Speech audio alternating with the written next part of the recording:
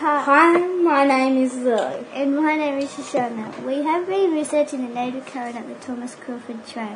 We have been visiting our plant since the start of 2012.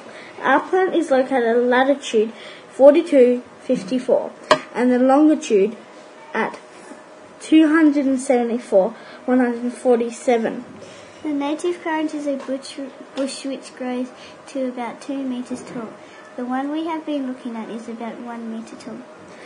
The native current leaves are olive green and about 5 centimeters long. The native current also has poisonous berries, but we have not seen them yet.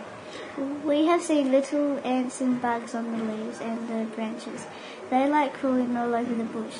There are lots of native current on the trail. The native current has been changing start of the year. We noticed that it had some white dots on the leaves. We chose our plant because it was pretty undelicate. Bye, Shoshana. Lily.